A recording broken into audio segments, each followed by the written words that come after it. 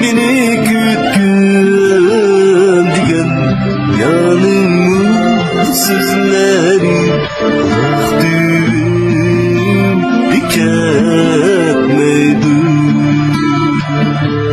Azap çeksem hicranımda, can yarim bilersen mi? Azap çeksem hicranımda,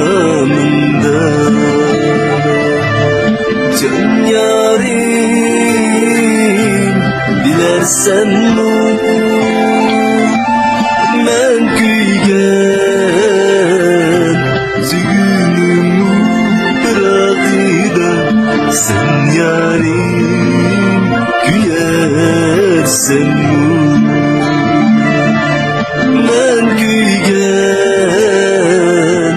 zülümü bırakıda, sen yarim kuyersen mi?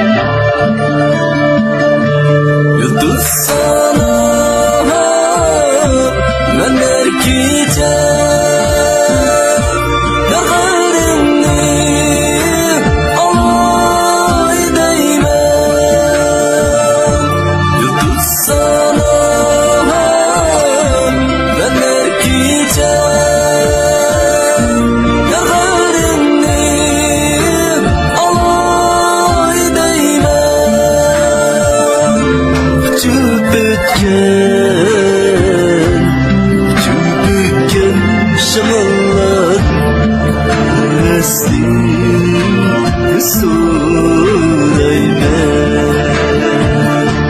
uçup ötken